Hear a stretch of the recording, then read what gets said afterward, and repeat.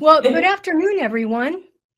I'm Jane Hallinan, and I'm part of the dynamic duo of Dunn and Hallinan. We're here to talk to you about your future in psychology. And so our formal title is How to Get You Where You Want to Go. And we hope that this will be a national discussion on futures in psychology. We do encourage you, if you have questions throughout, to use the chat. We will answer those questions at the end rather than interrupt, because I don't know about Dana, but I'm Luddite enough that I can't follow chat and do a presentation at the same time. So that's the game plan. Please, we're interested in your questions, and please use them as a chat. And if you could move the slide forward, please. We thought we'd start with a lovely quote from Dr. Seuss, something that you may be familiar with. It's one of the quotes that drove our interest in doing work in this area. You have brains in your head, you have feet in your shoes, you can steer yourself any direction you choose. It's our position that if you choose psychology, you can steer in amazing directions rather than the kinds of bad press that psychology sometimes get in not preparing you for the workforce. We think it's just the opposite. We think it's a great passport. So we want to talk to you about ways to help improve your ability to get exactly the future outcome that you want. Next slide, please. So our official goals for this session, we want to do a little introduction of our backgrounds. We're going to ask you the big question. We'll leave that hanging for the time being and hope that that entices you to think about what we might have in store for you. We're going to discuss a fork in the road that looms for any psychology major. And then we're going to make some recommendations about how to know and optimize what your options are to make the best future possible. Next slide, please. I guess I'm on. Well, You're on. My name is Dana Dunn, and I'm a social psychologist. I assume many of you have probably taken social psychology, but very briefly, I'm generally interested in the psychology of everyday behavior, the psychology of just folks. Things like why we conform, why we sometimes are afraid to share our real opinion with people, and why it is that sometimes when we make judgments about people, we wonder later whether we were really being fair. So I'm interested in that, and I'm also interested in personality. I teach at Moravian University, which was a small liberal arts college, and now is, I guess, a small liberal arts university. I've been at Moravian in various capacities for now 35 years, and oddly, unlike Jane, I haven't moved around. It's not for want of trying, but I seem to have decided to stay here. And generally speaking, I've had a great experience, and I've enjoyed my students over the years. I'm blessed with relatively small classes, which means I'm allowed to have a lot of discussion. And because of Jane and some of our other colleagues, I've been active in higher education for most of my 35 years here. And I've been, and just to put a shout out to Psi Chi, I've been a member of Psi Chi since 1981 when I was an undergraduate. Next slide, Next slide, please.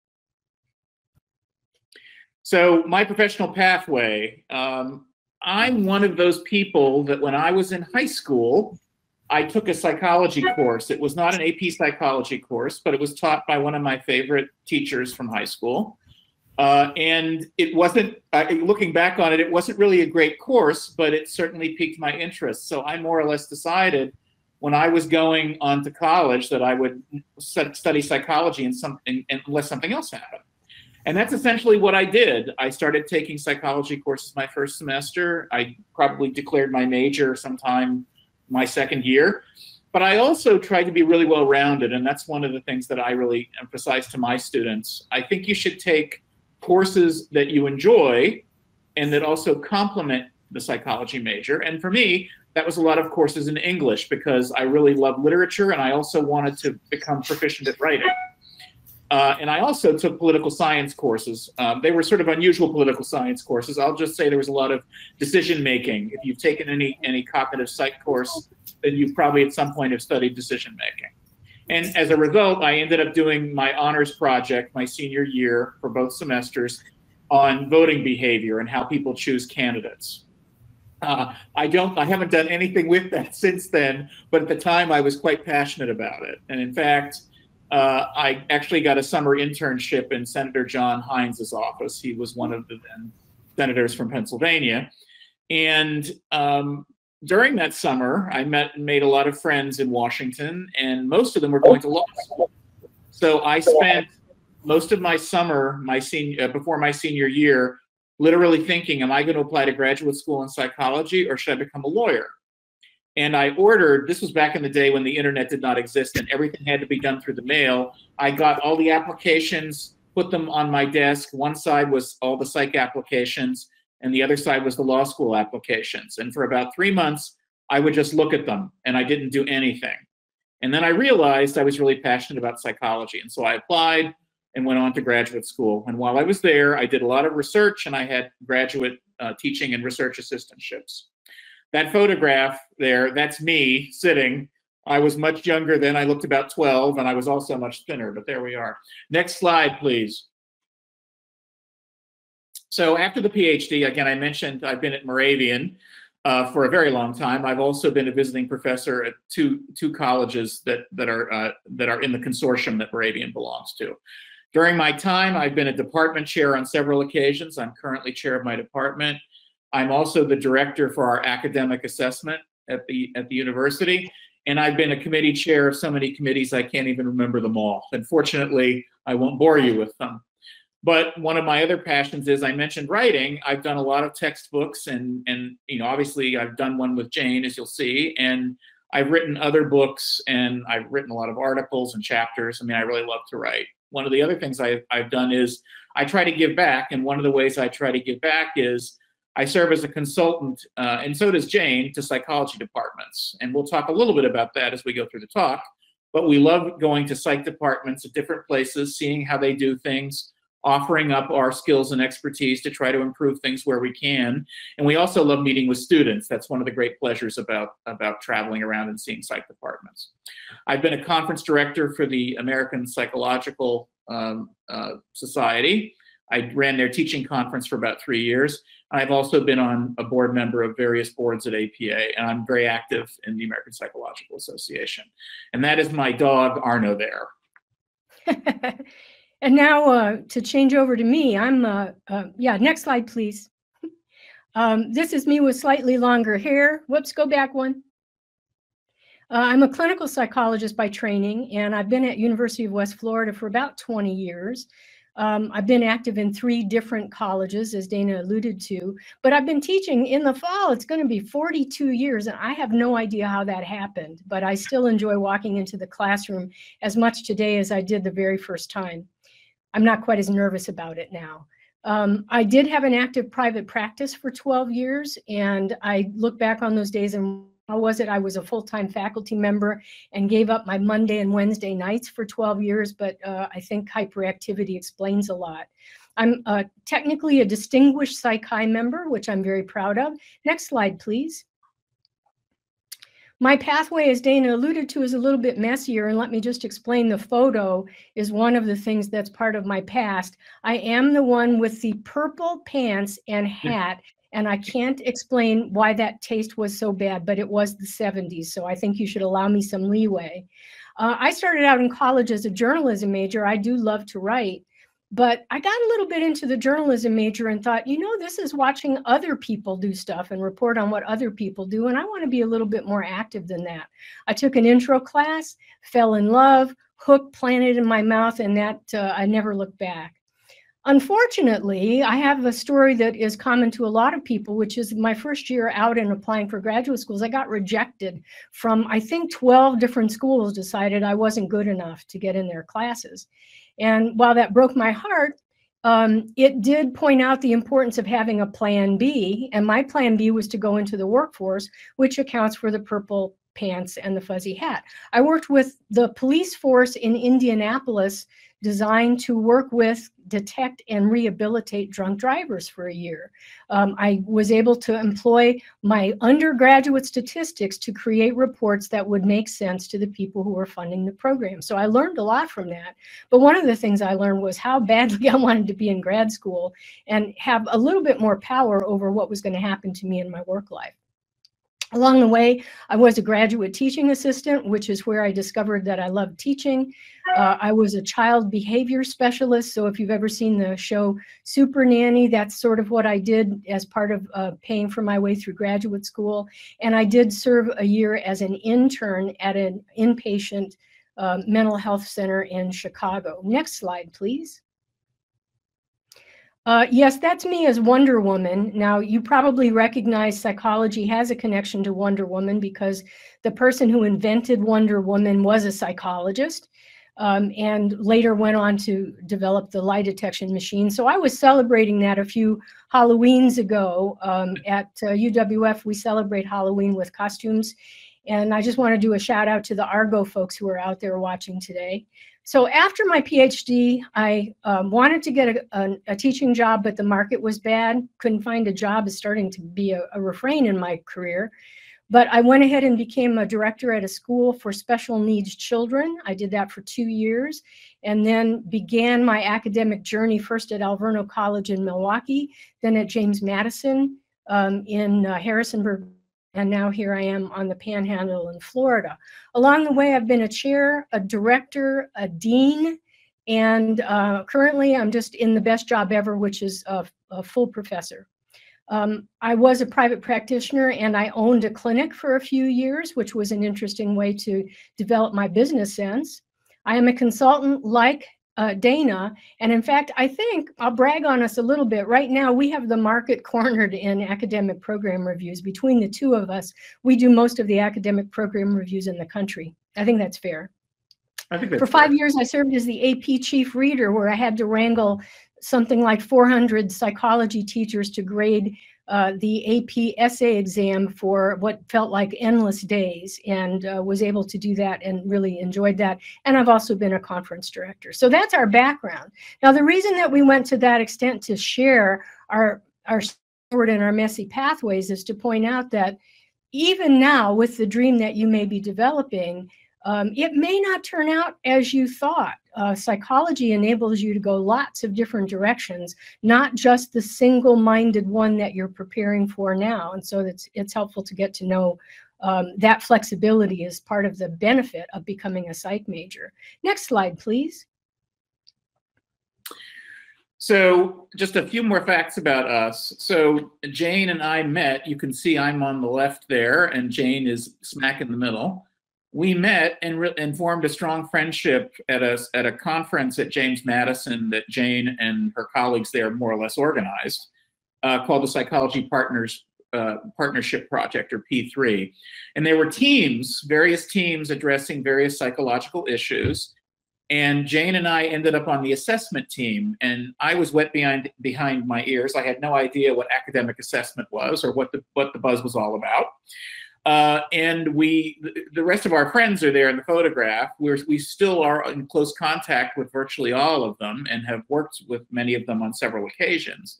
But we had about 4 or 5 days worth of work together, and Jane and I hit it off, and so did the others. And what became a working relationship became friendships, and then it came back to being professional relationships.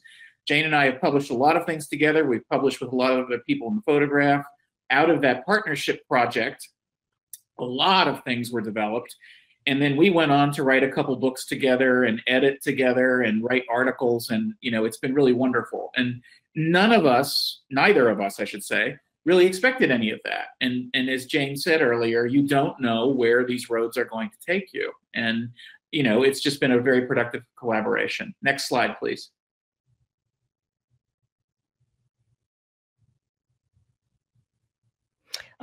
This picture is one of my favorites. It shows Dana and me. I think we were at a conference. I think our friend Jen Thompson took it.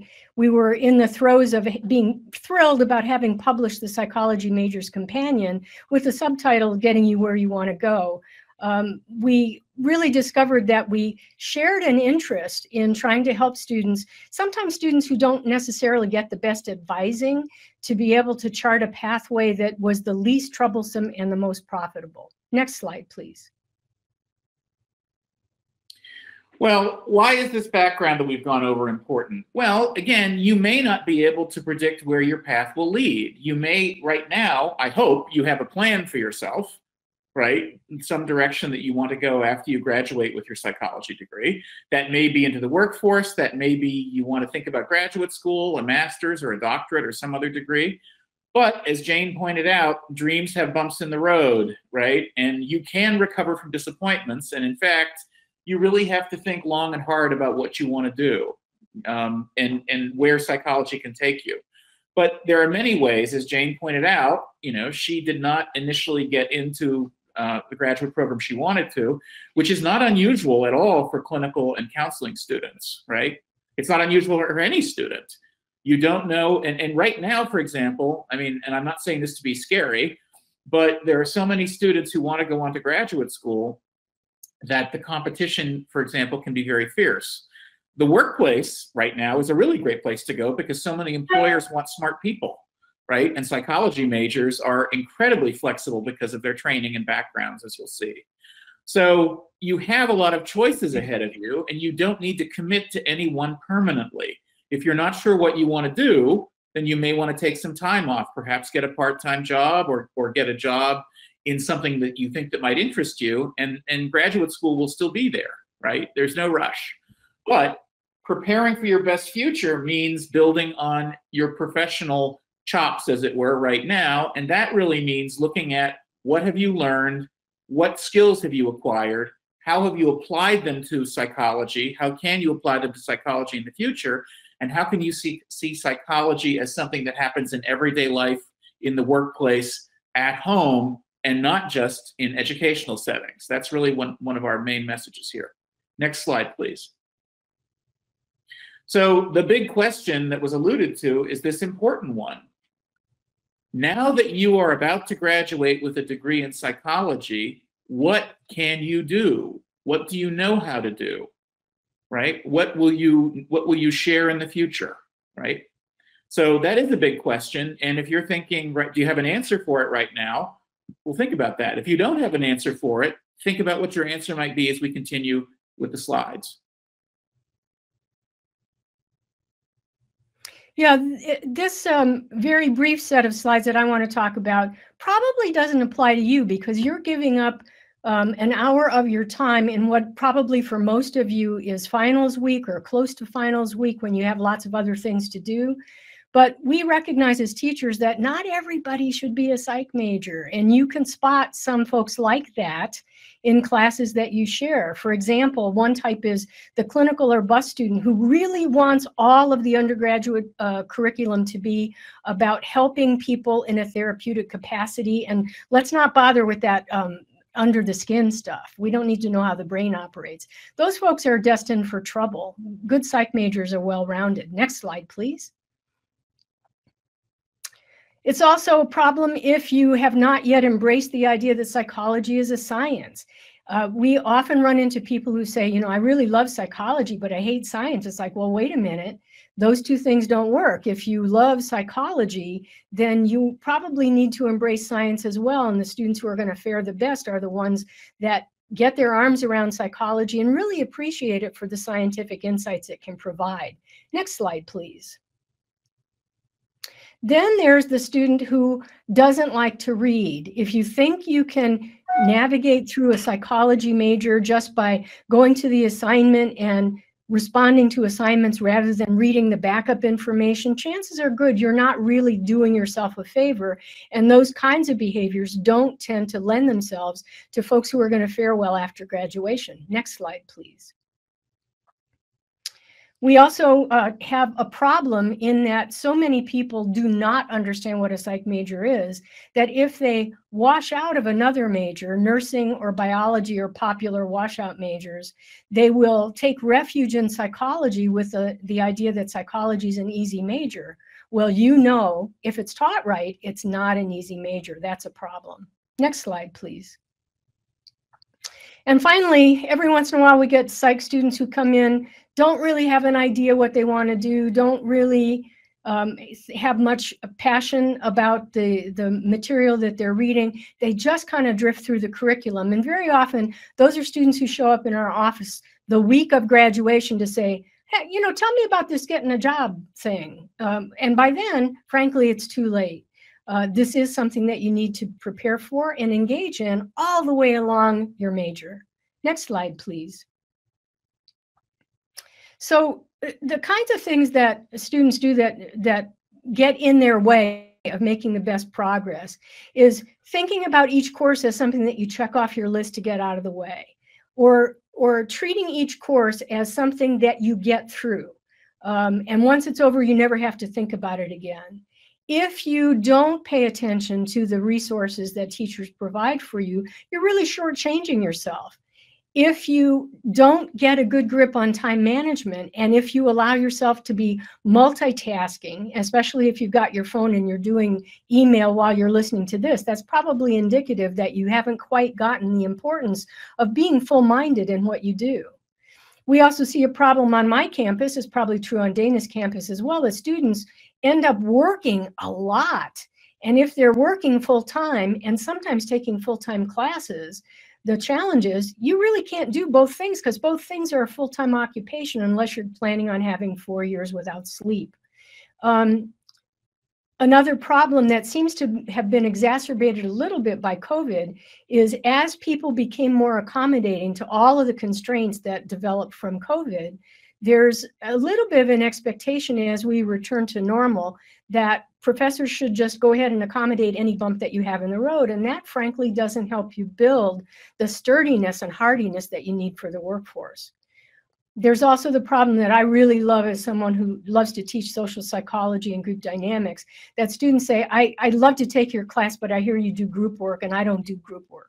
Well, your life is going to be filled with group work. And so if we can help give you the tools to make your group work more efficient, more effective, and less boring, why wouldn't you want to take advantage of that?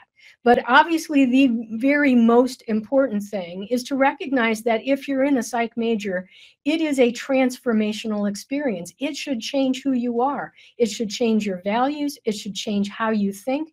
And it may even change your emotional connectedness to others. So it's a pretty important major. Next slide, please. So what makes for a successful major?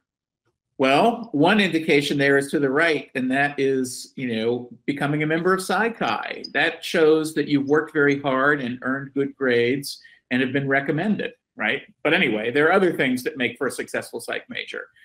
Having a career vision, and that can mean different things at different times. All of us have probably started out with one thing we think we're going to pursue, and then something else came along, we got interested in that, and maybe a third thing. Or you might be like me and stay with your single-minded vision. I don't necessarily recommend it. I think there are things that I missed along the way. But it's important to have some career vision in mind for what your future is. As Jane sort of alluded to a minute or two ago, there are some students who just treat this as, and I don't mean to be insulting, treat college and university life as high school. I just have to get through this class and move on to the next thing. That's not going to help you. You need to keep in mind what you've learned and, in a sense, keep track of it so that you can share what you've learned with others in the future. Second, you have to appreciate the scientific foundations that are associated with psychology. Like it or not, it's a science, and you have to use the tools that science provides in order to understand human behavior, whether you want to be a research psychologist or a practitioner. Third, psych majors are very curious about humans. They look at other people and try to make sense of them and ask questions. If you do that every day, I certainly do, then that really says that you are using the tools that you've learned. Successful majors also reflect systematically about their experiences. What went well in a class? What didn't go so well? What could I have done better? Or if you get a test back and you're not impressed with your performance, don't just put it in your backpack and forget about it. Go through it and look to see what you could have done differently and better. And try to remember that for next time. And also integrate experiences across the curriculum. I mean, you learn basic material, then intermediate material, then advanced material. But all of those different levels inform one another. And how do you apply it? I mean, what you should do is think about what you learn in the classroom. How does it operate out in the real world as you move about it? And go beyond minimum criteria in performance. What that means is don't just do the minimum work. Try to do more. That's how you create connections with professors, and that's how you form relationships. And that's how you're going to do things like we're going to talk in a few minutes, get good letters of recommendation. And successful majors distinguish themselves not only in academics, but when there's a research opportunity, they jump on it. And when there's a chance to apply psychology doing community service, they jump on that too. Next slide, please. So there's two ways of answering that big question. And this other big question, what difference did your psychology major make? So one is to think about, what are your superpowers, right? What did you really learn during the course of your degree? And can you share what skills or knowledge you acquired with friends and family and potential employers and perhaps graduate school admissions committees, right?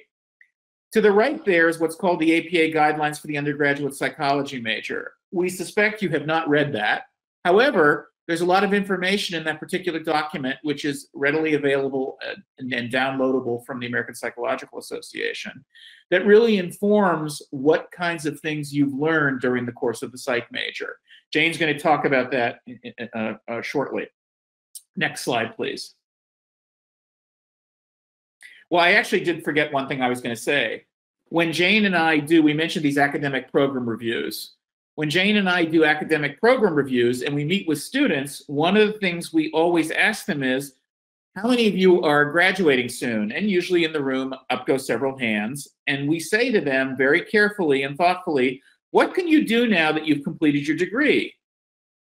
Some of them can say what they're planning and what they hope to do and what their dreams are and how they've laid the foundation for that. But others sit there and they can't answer the question. And we ask that question not to frighten them, but to really draw attention to the fact you have to be captain of your life. You have to drive the ship. You have to figure out for yourself what to do. Now, there's a lot of resources available to do that, and I'm going to talk about some in about 2 seconds, but you have to be responsible. Other people can't do it for you. And that's one of the important things about trying to identify what skills you've learned. This is our friend Stephen Chu. He is a professor of psychology at Samford University. And Stephen has very carefully studied, he's a cognitive psychologist and an award-winning teacher. He gets my Thoroughly Decent Human Being Award, and he's also a very critical thinker and a wonderful writer.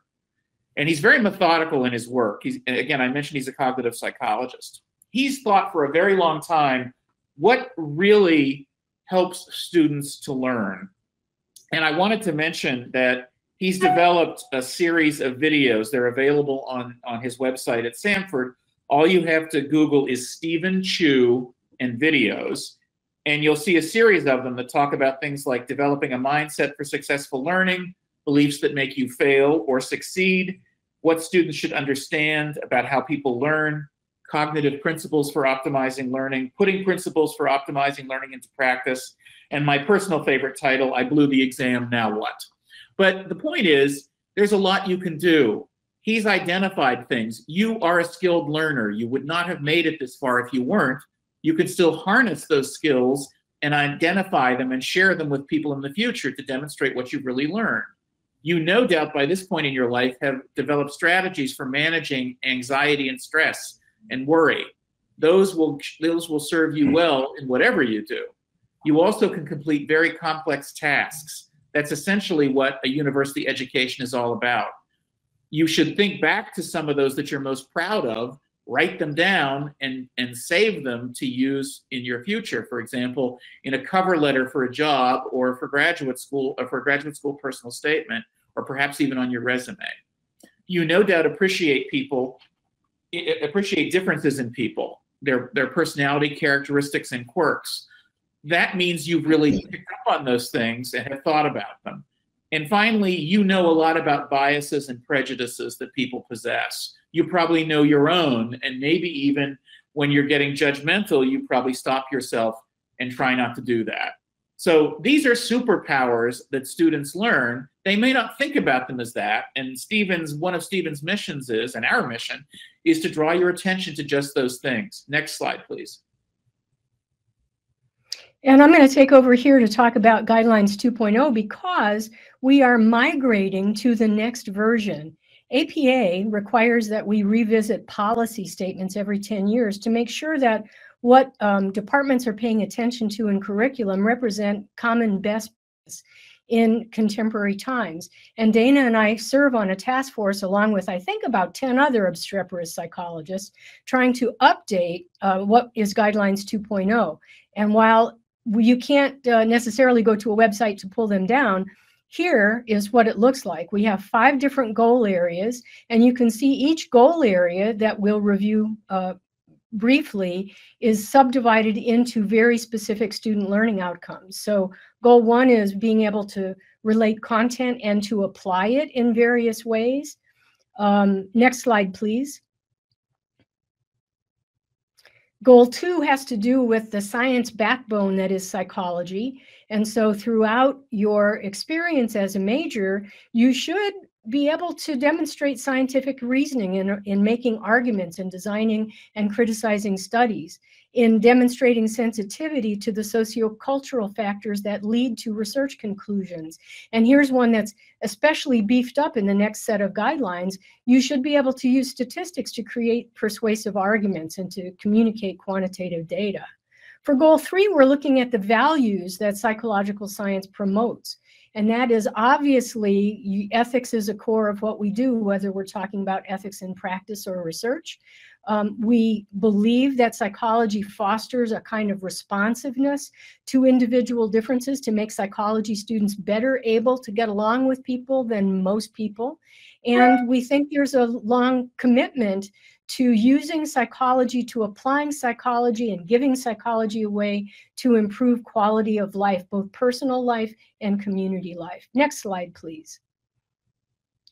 Goal 4, we recognize that psychology does involve fine-tuning your communication skills, whether that's interpersonal interaction, writing or speaking, demonstrating that you can sort out fact from fiction and that you can identify fake news and not get sucked into arguments that don't have a good database behind it, and that you've got appropriate technological skills to do that searching and sorting. And then goal 5 is one that in the next iteration of 3.0, we expect takes on a little bit more importance, which is also reflected in why we're gathered today. What's your future? And what kinds of skills will get you there? Do you self-regulate? Can you get a project across the finish line in time? Have you shown good professional judgment in executing projects? Do you know how to collaborate with others, especially if those are people that you don't necessarily love or get along with well? Have you been able to adjust and adapt to workforce tech skills? Do you know how to do an Excel spreadsheet? Do you know how to run SPSS or any other database program? And really important, do you have a plan? What are you going to do after you graduate? Time to formulate that plan now, then wait until graduation. Next slide, please. So these are the integrative themes that are related to the guidelines. So an important principle is the first one: psychological science relies on empirical evidence and adapts as new data develop. In other words, students like you must appreciate that scientific findings are always provisional. They're useful until new ones come along and replace them. And that's the nature, really, of a science education. Psychological science can explain general principles that govern behavior, but also recognizing individual differences. I regularly teach human adjustment, which is essentially introductory psychology applied to everyday life. And one of the things I remind students is that a lot of the stuff we're reading, we're talking about general trends that govern behavior. But that doesn't necessarily mean we can pinpoint or say that everyone is going to behave this way, because of course individual differences due to personality and circumstance and situation have a big effect on people. So in trying to understand behavior, you have to appreciate its complexity. Third, psychological, biological, social, and cultural factors influence everything we do. That is, how we act and how we think. And recognizing those things and appreciating them and using them to understand other people is important. Psychological science also values diversity and promotes equity and fosters inclusion. We know that our society needs to improve. We've seen evidence of the last several years. Well, that's your part as much as it is my part. We need to do things that value diversity and promote understanding between diverse groups of people. We know our perceptions and biases filter our experience of the world. We look at things from our own perspective. We look for things that confirm our own beliefs. And good psychological thinkers remind themselves to stop and ask, am I being biased? Could I be avoiding certain information? Am I only looking at one cell or one column in the table when I need to look at the others to really understand what's happening? And finally, applying psychological principles really can change our lives. Your life, the lives of your friends and family, any organizations you belong to, and communities, right? The material is not just to be read in books, it's to be used to understand and appreciate and improve everyday life. Next slide, please. So, if you are well suited, that is, you have developed a large number of skills through the psychology major, then you have many options to you, right? Or as Yogi Berra said, when you come to a fork in the road, take it. But if you look there, you know, some of you, maybe all of you initially, will consider, you know, psychology in the workforce.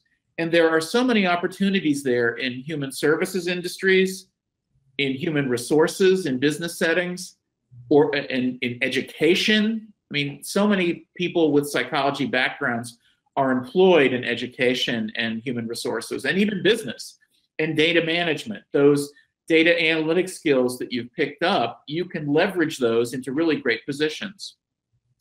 You might consider graduate school in psychology or related human services disciplines, right? Now, you know psychology is more, or you should know psychology is more than clinical and counseling. Those are two areas. There are about 55 others in the American Psychological Association. And then within each of those areas, there are so many subfields. It's impossible for anyone to know all of the different types of psychology that there are today. And that's why you need to look carefully and really consider what your options are. Education is one, but social work is another, right? Finally, so a lot of psychology majors go on for additional professional training, right? You have the skills. Psychology helps people do very well in law school. Psychology is also a great prep for medical school. You just have to make sure you have to take or can retake the science, you know, the hard science courses that are relevant. And then, of course, a lot of psych majors actually consider going on in nursing. So, of course, these are only a handful of the types of jobs that are available to you. One of the problems turns out to be you have a lot of choices, right? You have to really narrow them down. Next slide, please.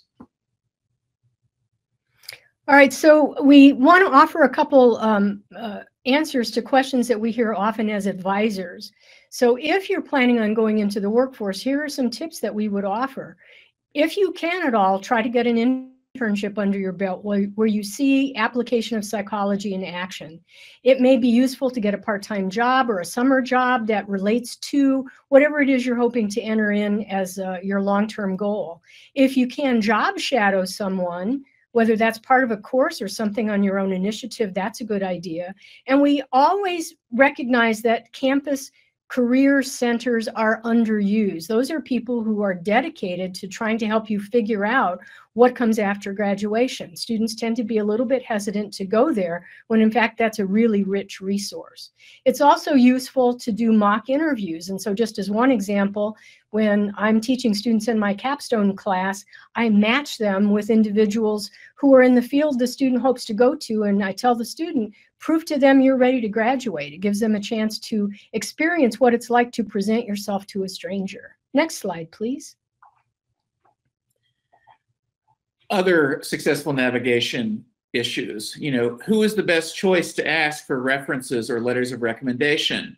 Well, first, professors who know you well, but you need to know them well. That means not just that you got an A in the person's class, but that you were an active participant in the class, that you asked thoughtful questions, that you turned in high quality work, and that perhaps you tried to get to know the professor and his or her expertise outside of class. You can also approach professors whose research or teaching activities you've supported. If you've participated in a lab or on a research team, that's a terrific person to ask to do a letter for you. If you volunteered to help out in the classroom, maybe as sort of a teaching assistant, That's another way to get a terrific letter. You can also ask a recent employer who can speak to your managerial or leadership skills. But this is very important. Only one of those. You may have had several part-time jobs over the years. You don't want to ask everyone. You want to pick the person who can say the best things about you, and it's really better if it's someone recent, not back from high school. So do not ask high school contacts. Don't ask family members or friends or clergy. And I know I'm probably going to offend someone, but don't ask your coaches either, unless there is a really, really strong reason for doing so. You need to ask the people who have trained you in psychology to give you letters. Next slide, please. Do you need a resume? You sure do. And sadly, the bad news is you need to originate your resume to fit whatever the task is at hand. So if you're applying to graduate school and you want to include your resume or your curriculum vitae, you need to make sure that you're tailoring your resume to the goal. That means tinkering and making changes. So you should expect to have a base resume, but it should be one that is flexible, that you can amend, and thank goodness for word processing that you can do that relatively easily. If you do go to graduate school, it's a good idea to upgrade the resume to become a curriculum vitae, where you emphasize the academic background that you have. Also, it's a good idea to go to that career center and have those professionals take a look at your resume with fresh eyes to be able to tell you ways that it could be improved. They always can offer some good help. Make sure that in your resume, you don't include things that don't reflect on the fact that you're a college graduate. So don't include your high school glories. Don't include your hobbies. Really focus on communicating in your resume. Here is who I am, and here are the things I can do because I'm a well-trained psychology major. Next slide, please. What are the best strategies for applying to graduate or professional schools? Well, when Jane and I were young, it was pretty easy to wait till sometime your senior year to get around to applying. That is no longer the case. Competition is very stiff. Students know research experience is important. They know getting internships in the right places is important. They start a lot earlier. Our recommendation is, as soon as you know you want to go, you should start putting together the material that you need. First is to line up recommendation letters. Only ask people who can really say really strong, wonderful things about you. And if someone hesitates, don't pressure that person, because you won't get a really great letter. Third, you need to figure out what tests you make. During COVID, during the pandemic, many graduate programs have waived both the GRE general test and the GRE psych test. I don't know how long that's going to go on. It may go back. It may be the case that soon students will have to do these tests again. Each university is different, but if you need to take the tests, you need to schedule them, and you also need to bone up and study for them. Third, get research experience. That will make you stand out from the crowd. If you haven't had research experience yet, we're going to warn you, getting into graduate school in psychology without it is very, very difficult. You may want to, after you've graduated, see if you can volunteer in a lab or get some equivalent research experience in some workplace that does psychologically related research. Next, your academic record matters. Grades matter. I did a psychology open house this past weekend, and one of the students that is considering coming to Moravian asked me, what's your most important recommendation? And I said, your grades matter. They just do. Higher grades are better than lower grades. And you got to remember, a grade never dies. It is on your transcript forever, and it can weigh down other grades regardless of how good they are. If you can present a poster or a paper at an undergraduate psychology conference, or at a regional or even larger psychology conference, perhaps something that your mentor put together out of their lab, you should do it. And as Jane said way at the beginning of our talk, you must have a plan B, a backup plan. If things don't go your way the first time, and they may not, what are you going to do for that next year or two, right? You need to really revisit and think long and hard about what you can do if your dream doesn't happen right away. You may have to postpone it. Next slide, please. Here's a problem. What if I don't like research? We hear that from time to time. And the fact is, if you don't like research, you will hate graduate school. So get serious. If you don't like research, consider some other pathways. It's reasonable, for example, to do a master's degree in social work or even in education if your impulse is to be a helper. But don't rule out that you don't like research, because the research that you've been exposed to may just not be something that rings your chime. Try out some research. Go to different teams and see what's possible. Volunteer. If you are intent on being a psych helper, you also may have some success in navigating the PsyD application route. But we always say be careful about that, because sometimes there are schools that are really geared toward producing high quantities of practitioners and may not necessarily be careful about quality of practitioners. But by all means, helping people isn't just the purview of psychologists, nurses, educators. Those are individuals who can also claim, I help people. And so consider those options if you really don't like research. Next slide, please. What if I don't get in? Well, again, competition is very stiff these days. It will be very disappointing. You should allow yourself some time to be unhappy, but it won't kill you. You got to get back up on the horse. And the first thing you need to do is look over the materials you submitted very carefully and try to figure out, what don't I have, or what maybe didn't look good, or did I apply to the wrong programs? Consult with a trusted professor to get additional feedback. He or she may be able to see things in your application that you didn't, right? And it may simply be you don't have enough research experience. So you need to try to rectify that situation. Next slide, please. Now we're closing in on the final set of tips that we want to provide. We're looking at trying to help people move from novice status to expert status as psychology majors. And this would be a good time, if you have a question and haven't entered it into the chat, go ahead and do that, because we should have some time at the end to answer questions if you have them. But I'm going to start with, if you're brand new to the major, here are some things to consider. As you're learning, try actively to apply what you're learning and get excited about how broad the discipline is. Don't just think about the one specialized area that you might be interested in. Approach it all with some curiosity, but also identify which areas tend to have the greatest appeal, because you may be able to do some concentrated work at the undergrad level that will make you more appealing both to the workforce and to graduate school. It's important as well not to be a standby person in classes. Come to class prepared to discuss. Teachers thrive on responses that show students have thought carefully about what they're learning. And it helps as well to visit professors during their lonely office hours. We know that can sometimes be intimidating, but if you simply go to a professor and say, tell me about the research that you're doing, that can lead to some other opportunities. Get really comfortable with the fact that complex questions about behaviors are not going to have simple answers. As we engage in what's your evidence, evidence is complicated in empirical ways to develop, but there are going to be a lot of questions that we may never be able to resolve with good psychological science. So get comfortable with that, as that may lead us to some new research avenues.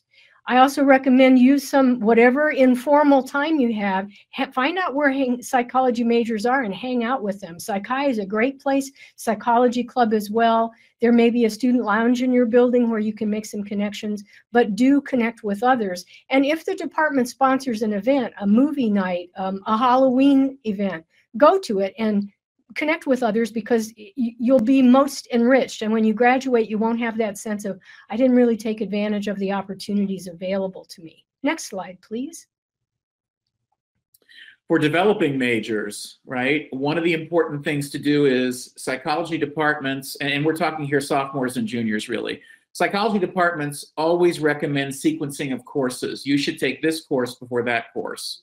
Sometimes students try to put off courses they don't want to take, like putting off statistics or research methods until their senior year.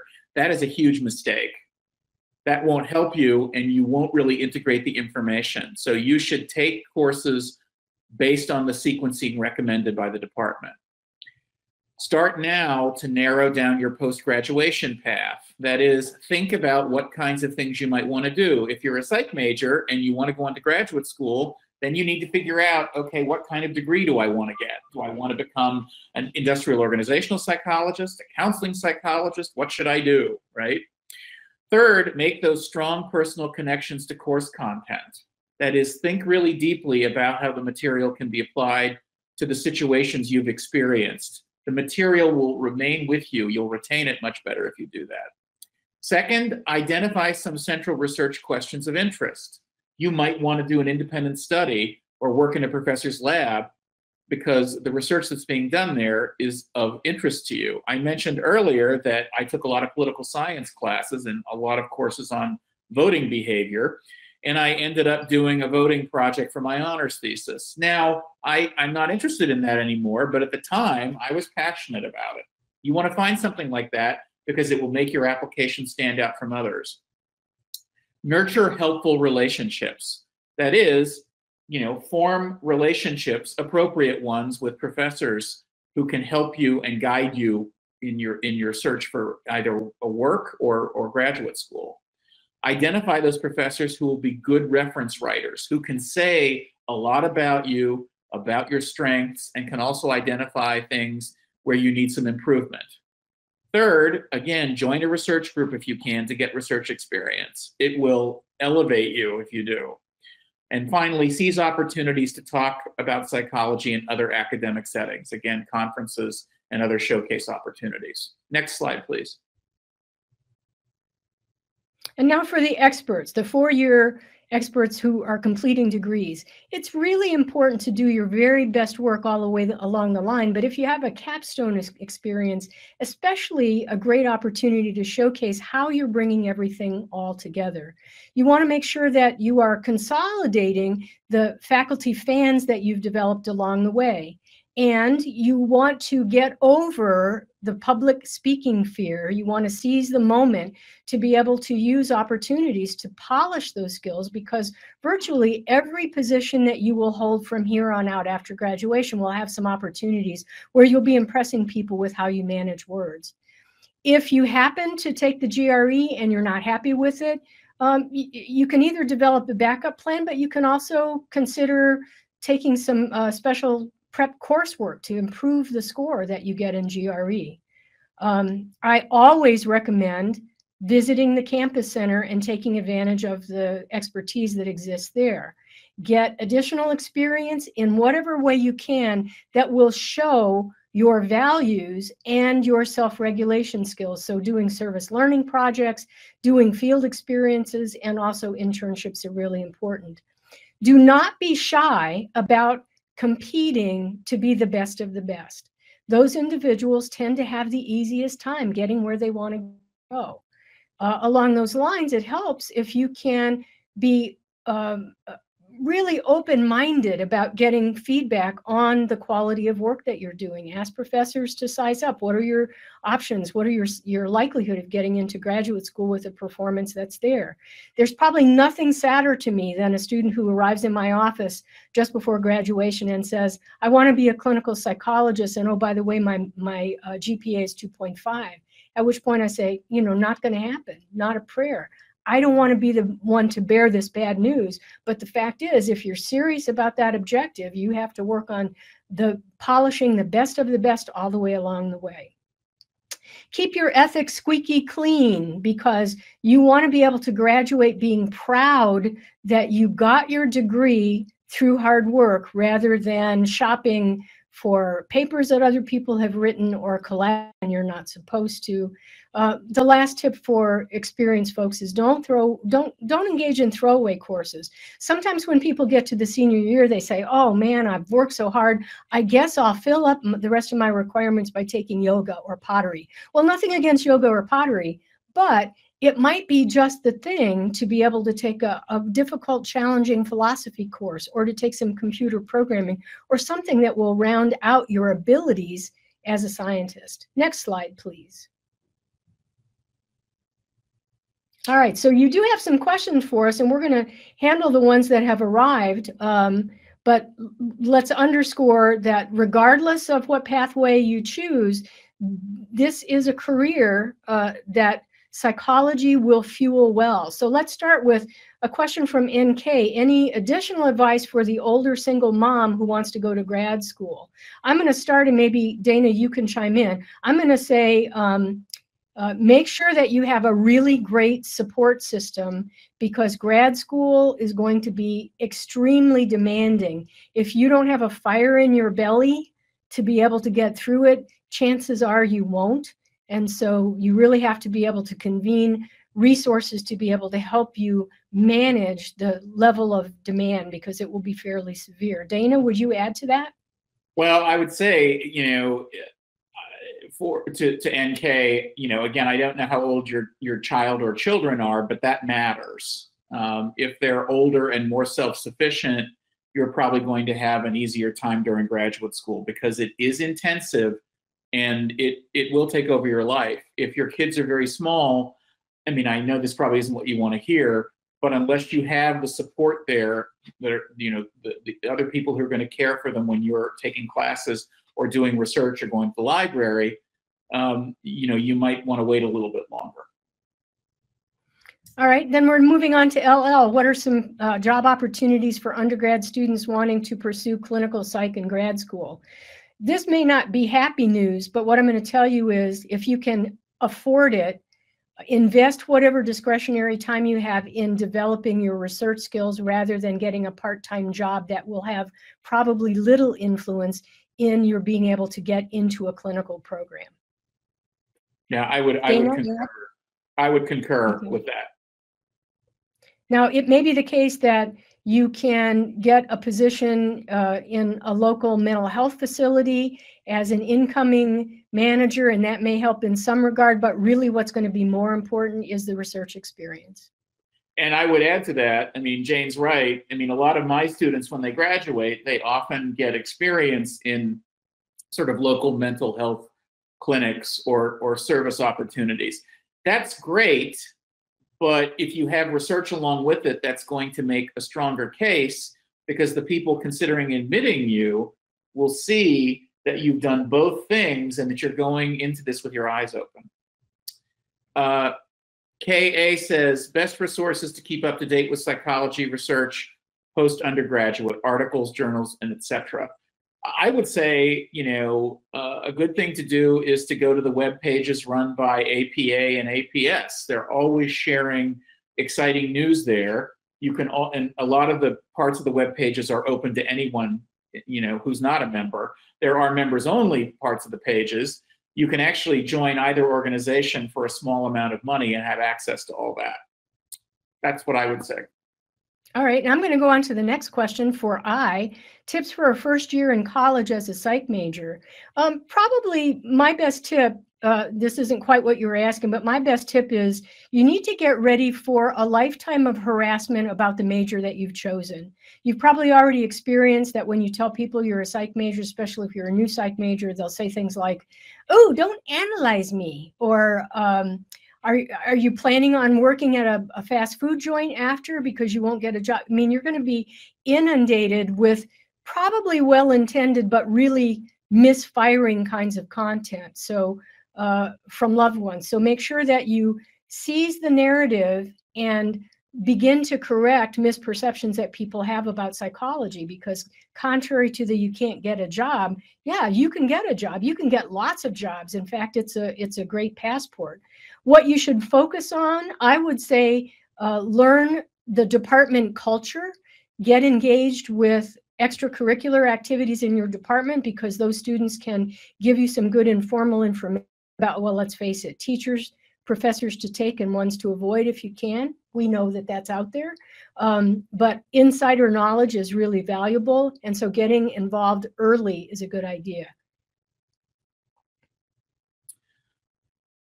Anything to add, Dana? No, I would agree with that. Why don't we go into the next question? What can or should you do if you're at a college with a small psych department which provides limited opportunities?